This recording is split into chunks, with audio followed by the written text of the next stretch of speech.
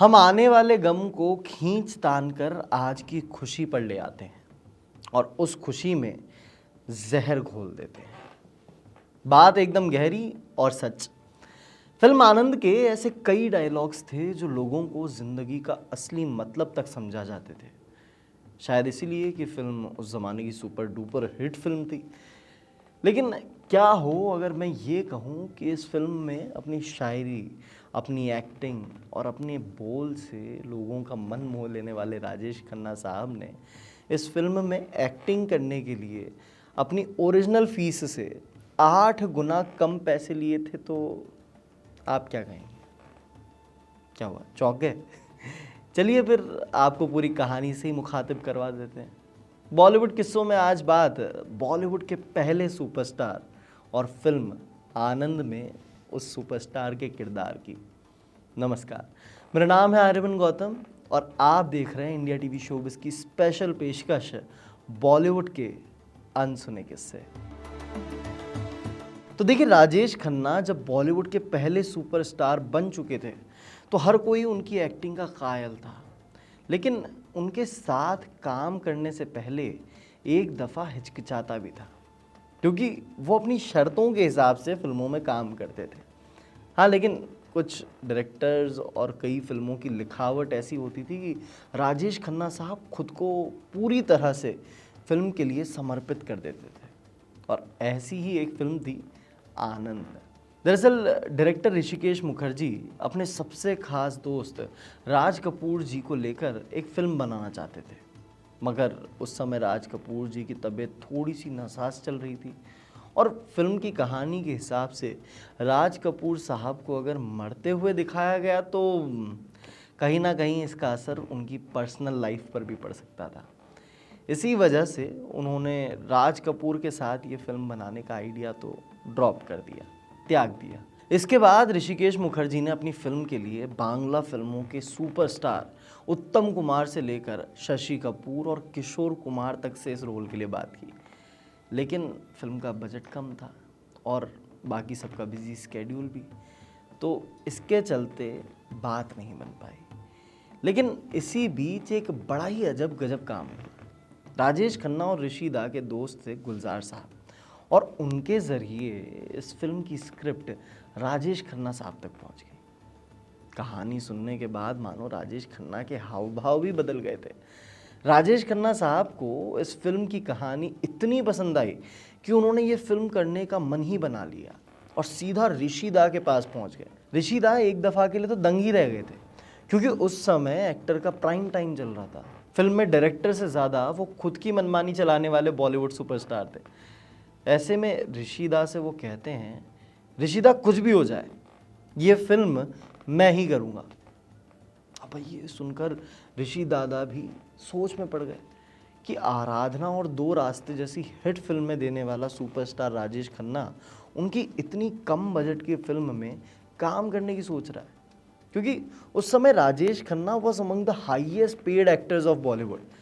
Actor एक film के लिए, सोचिए, एक फिल्म के लिए उस ज़माने में भी 8 लाख रुपए चार्ज करता था, और ये तो फिल्म का बजट ही नहीं था। अब यहाँ पर समस्या ऋषिदा के साथ थी, क्योंकि या तो राजेश खन्ना भाई फिल्म का बजट नहीं जानते, और अगर बजट जानते हैं तो फिर वो सेट पर अपनी मनमानी करेंगे, या फिर उन्हें डेट्स नहीं देंगे कि भाई ये डेट्स हैं, इस पर मैं मिलूँगा आपको। ऐसे में डायरेक्टर साहब ने सुपरस्टार राजेश खन्ना के सामने 3 शर्तें रखी कि अगर आपको इस फिल्म को करना है तो उनकी इन 3 शर्तें माननी होगी। और शर्तों से ज़्यादा तो ये फिल्म की बेहतरी के लिए डायरेक्टर की मजबूरी थी, आप ऐसा भी कह सकते हैं इसे। अब ऋषि दा की पहली शर्त ये थी कि वो इस फिल्म के लिए राजेश खन्ना को केवल और केवल 1 लाख रुपए ही दे पाएंगे। सोचने वाली बात थी। और दूसरी शर्त ये थी कि राजेश खन्ना को शूटिंग के लिए टाइम पर आना पड़ेगा। और तीसरी और आखिरी शर्त और सबसे मुश्किल शर्त ये थी कि राजेश खन्ना को अपनी ढेर सारी तारीखें दादा को देनी पड़ेंगी। ये सबसे मुश्किल शर्त इसलिए थी क्योंकि राजेश खन्ना इतनी आसानी से किसी को तारीख नहीं देते थे।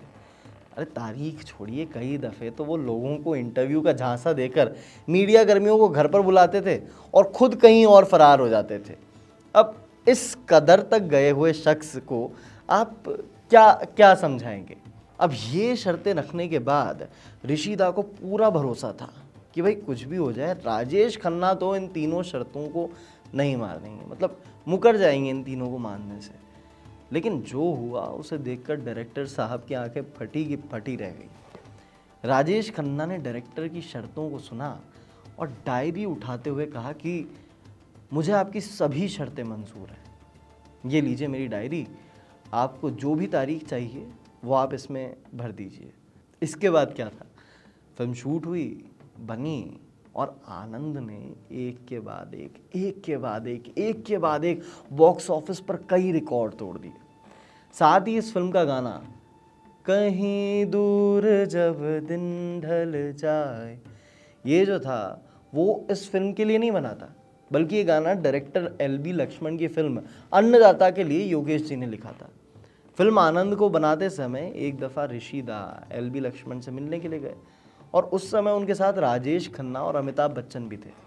एल.बी. लक्ष्मण जी उस समय योगेश जी और संगीतकार सलील चौधरी के साथ अन्नदाता फिल्म के गीतों की शूटिंग कर रहे थे। ऐसे में कहीं दूर जब दिन ढल जाए गाना बजा और ऋषिदा, राजेश खन्ना और अमिताभ बच्चन दंग रह गए। तीनों को ये गाना जैसे मनमोहित कर गया था।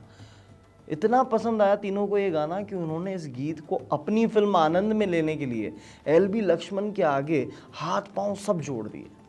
सर प्लीज़ हमारी फिल्म के लिए इस गाने को दे दीजिए बस।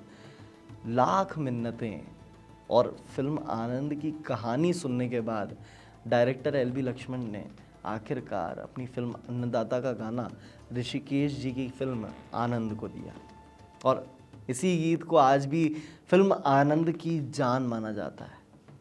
तो देखिए, राजेश खन्ना एक अच्छी फिल्म, एक अच्छी कहानी, अच्छी लिखावट और अच्छी एक्टिंग के कितने बड़े फ़ैन हैं, आप इस किस्से से अनुमान लगा सकते हैं।